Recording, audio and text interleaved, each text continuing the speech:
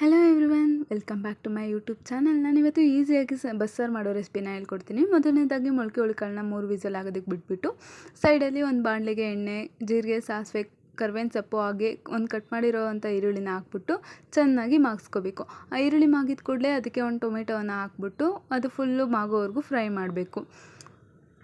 ಅದು ಫ್ರೈ ಆದಮೇಲೆ ಒಂದು ತಟ್ಟೆಗೆ ಹಾರೋದಕ್ಕೆ ತಗೋಬೇಕು. ಒಂದು ಮಿಕ್ಸಿ ಜಾರಲ್ಲಿ ಕಾಯಿ ಹಾಗೆ ಹುಣಸೆಹಣ್ಣು, ಬೆಳ್ಳುಳ್ಳಿಯನ್ನು ಹಾಕಿಬಿಟ್ಟು ಅದಕ್ಕೆ ಸ್ವಲ್ಪ ಜೀರಿಗೆ, ಗರಂ ಮಸಾಲ, ಅರಿಶಿನ ಪುಡಿ ಹಾಗೆ ನಾನು 3 ಟೇಬಲ್ ಸ್ಪೂನಷ್ಟು ಖಾರದ ಪುಡಿನ ಹಾಕ್ಕೋತೀನಿ. ಯಾಕಂದರೆ ಸ್ವಲ್ಪ ಖಾರ ಚೆನ್ನಾಗಿ ಬರಲಿ ಅಂತ ಹೇಳ್ಬಿಟ್ಟು. ಆಮೇಲೆ ಇಟ್ಕೊಂಡಿರೋಂಥ ಈರುಳ್ಳಿ, ಟೊಮೆಟೊನ ಹಾಕಬೇಕು. ಅಷ್ಟೊಂದರಲ್ಲಿ ಕುಕ್ಕರ್ ಕೂಗಿರುತ್ತೆ, ಅದ್ರ ಕಟ್ಟೆನ ಒಂದಕ್ಕೆ ಮಾಡ್ಕೋಬೇಕು ಮತ್ತು ಕಾಳನ್ನ ಸಪ್ರೇಟ್ ಮಾಡಿಕೊಂಡು ಸ್ವಲ್ಪ ಕಾಳನ್ನು ಮಿಕ್ಸಿ ಜಾರಲ್ಲೇ ಹಾಕೋಬೇಕು. ಅದಕ್ಕೆ ಕೊತ್ತಂಬರಿ ಸೊಪ್ಪನ್ನ ಹಾಕೊಂಡು ರುಬ್ಕೋತೀನಿ. ಆಮೇಲೆ ಒಂದು ಪಾತ್ರೆನ ಇಟ್ಕೊಂಡ್ಬಿಟ್ಟು ಅದಕ್ಕೆ ಎಣ್ಣೆ ಹಾಕ್ಬಿಟ್ಟು ಸಾಸಿವೆ, ಜೀರಿಗೆ, ಕರ್ಬೇವಿನ ಸೊಪ್ಪನ್ನ ಹಾಕ್ತೀನಿ. ಅದಕ್ಕೆ ಕಟ್ ಮಾಡ್ಕೊಂಡಿರೋಂಥ ಈರುಳ್ಳಿನ ಹಾಕಬೇಕು. ನಾನು 4 ಒಣಮೆಣ್ಸಿನ್ಕಾಯಿನ ಹಾಕ್ತೀನಿ. ಇದು ಆಪ್ಷನಲ್, ನೀವು ಬೇಕಂದರೆ ಹಾಕ್ಕೋಬೋದು, ಇಲ್ಲಾಂದರೆ ಬಿಡ್ಬೋದು. ಯಾಕಂದರೆ ಖಾರದ ಪುಡಿನ ಹಾಕಿರ್ತೀರ. ನಾನು ಇದು ಸುಮ್ಮನೆ ಹಾಕ್ತೀನಿ.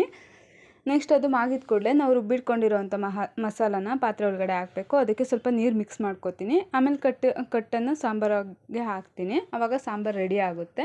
ನೋಡಿ, ಒಣಮೆಣ್ಸಿನ್ಕಾಯಿ ಹಾಕಿದರೆ ಈ ಥರ ಚೆನ್ನಾಗಿ ಕಾಣಿಸುತ್ತೆ. ಅದಕ್ಕೋಸ್ಕರ ನಾನು ಒಣಮೆಣ್ಸಿನ್ಕಾಯಿ ಹಾಕಿದ್ದೀನಿ ಅಷ್ಟೇ.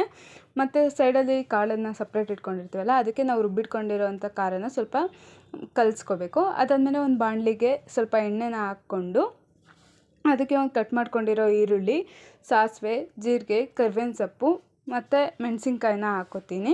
ತುರಿದಿರೋ ಕಾಯನ್ನು ಈರುಳ್ಳಿ ಒಳಗಡೆ ಹಾಕ್ಬಿಟ್ಟು ಫ್ರೈ ಮಾಡಿಕೊಂಡು ಕಾಳನ್ನು ಹಾಕಬೇಕು. ಆಮೇಲೆ ರುಚಿಗೆ ತಕ್ಕಷ್ಟು ಉಪ್ಪನ್ನು ಹಾಕ್ಕೊಳ್ಳಿ. ಈ ವಿಡಿಯೋ ಇಷ್ಟ ಆಗಿದ್ದರೆ ಪ್ಲೀಸ್ ಲೈಕ್ ಮಾಡಿ, ಕಮೆಂಟ್ ಮಾಡಿ. Keep watching and subscribe to my YouTube channel.